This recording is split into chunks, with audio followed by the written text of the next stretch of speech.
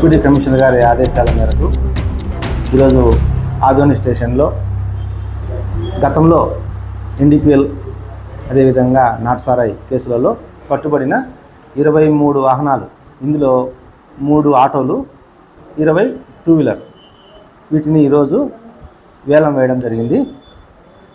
ఈ ప్రభుత్వం సర్కారు వారి పాట మొత్తం ఈ 23 వాహనాలకి 72,000.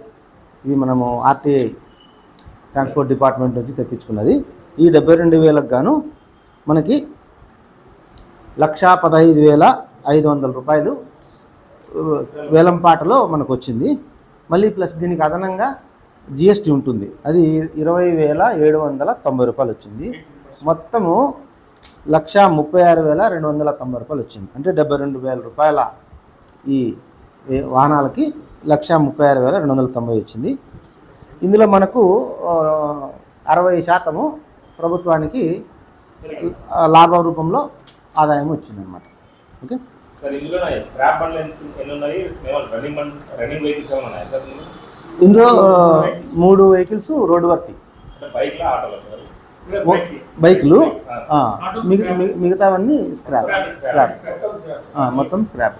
ఈ స్క్రాప్ బండ్లను రిజిస్ట్రేషన్ జరగదు కాబట్టి వీటిని బయటకు తిప్పడానికి ఉండదు. వాటిలో ఏదైనా పార్ట్స్ మాత్రం ఉపయోగించుకోవచ్చు. అంటే ఏదైనా వస్తువు ఒక పార్ట్ పోయితే అది వాడుకోవచ్చు.